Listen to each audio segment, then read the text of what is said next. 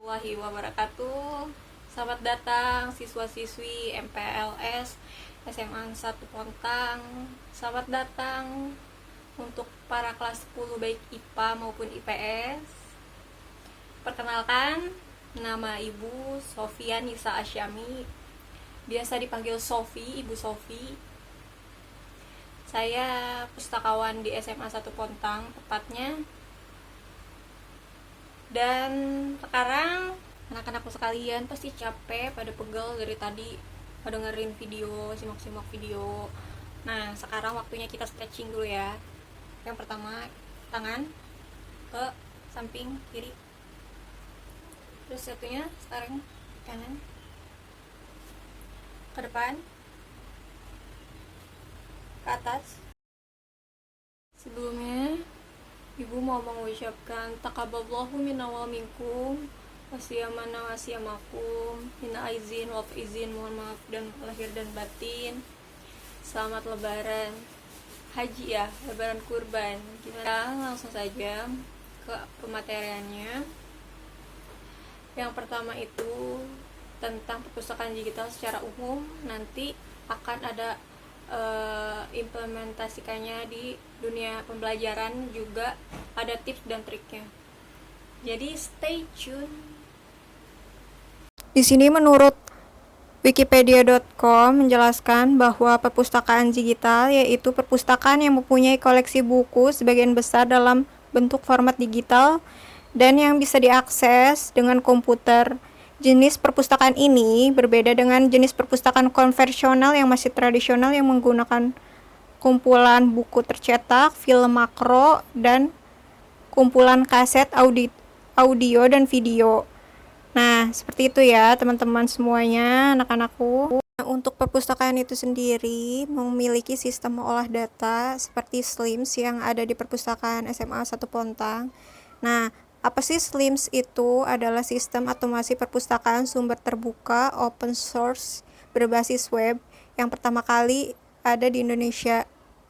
Nah, untuk layanan perpustakaan SMA 1 Pontang itu ada dua. Yang pertama itu sirkulasi, yang kedua itu referensi. Nah, yang sirkulasi itu teman-teman semua akan dipinjamkan buku paket.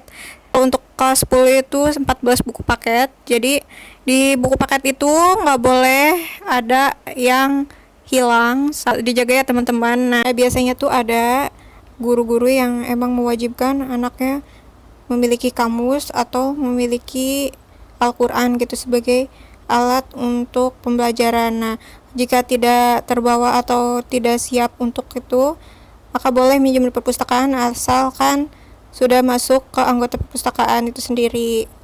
Anak-anakku sekalian, sebelumnya ada yang pernah ke perpustakaan Provinsi Banten yang di depan Terminal Pakupatan. Nah, di situ lengkap ya.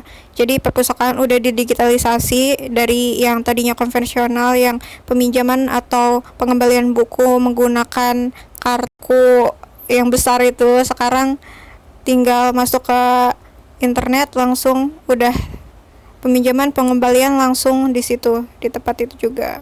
Nah, seperti ini Pontang sedang diupayakan seperti itu ya teman-teman, baru sekitar 30% karena kebanyakan buku paket, jadi agak susah juga sih karena eksemplarnya tuh agak banyak. Semoga kita doakan semoga SMA Pontang bisa digitalisasi 100% ya, amin amin ya rabbal alamin.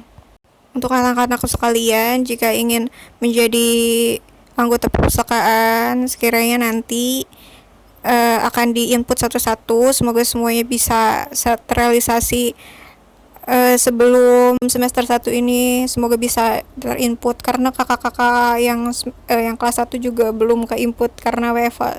Anak-anakku sekalian yang diberkahi Allah, insyaallah untuk perpustakaan digital SMA Pontang itu belum benar-benar ke di jaring internet karena lumayan memakan waktu, sedangkan ibu yang digital cuma sendiri di perpustakaan. Nah, untuk pembelajaran bisa lihat di Kemendikbud, dan kalau untuk novel misalnya atau pembelajaran yang lain ada nih aplikasi namanya Ipusnas. Ipusnas itu dari Perpustakaan Nasional. Nah, tata caranya seperti ini ya, teman-teman bisa di screenshot jika ingin melakukan peminjaman di perpustakaan nasional. Bicara tentang IPUSNAS, pasti kita akan cari tahu tentang bagaimana sih caranya belajar secara efektif. Nah, ada nih aplikasi-aplikasi juga yang menunjang pembelajaran seperti Genius dan Rumah Belajar. Jangan lupa dipergunakan dengan baik. Dapatkan sumber yang akurat seperti ada tugas-tugas. Nah, kita baiknya menggunakan kode-kode tertentu seperti berikut. Ya, apa sih Bu gunanya kode-kode itu? Untuk mencari informasi agar informasi tersebut lebih relevan dan terhindar dari hoax. Bu, emangnya kalau kita ngambil-ngambil berita aja nggak boleh ya? Nggak boleh, tentu kita sharing sebelum sharing itu lebih penting dibanding langsung mengirimkan tugas secara terang-terangan tanpa dibaca dulu. Jadi untuk berita hoax ini jangan sampai kita termakan dengan berita hoax, apalagi kita sebagai mana anak didik yang baik tidak boleh harus sembarangan ngambil-ngambil berita yang tidak benar, jadi harus di-sharing dulu. Mungkin sekian paparan penjelasan perpustakaan digital secara singkat, mungkin inti-intinya saja dari Ibu Sofi. Semoga bermanfaat dan jangan lupa taat protokol kesehatan, menggunakan masker, sering cuci tangan. Pokoknya anak-anakku sekalian, ingat pembelajaran daring itu bukan menghambat kita, malah bisa mengekspor diri kita untuk bisa edit video, bisa terus saya cari-cari materi, entah itu di digital atau di buku digital, jurnal, maupun di perpustakaan-perpustakaan digital yang ada di internet seperti IPUSNAS tadi. Seperti itu ya teman-teman, anak-anakku sekalian. Pernah lelah belajar karena cukup sekian dari Ibu, kurang lebihnya mohon maaf. Assalamualaikum warahmatullahi wabarakatuh. Sampai ketemu di perpustakaan Kontang.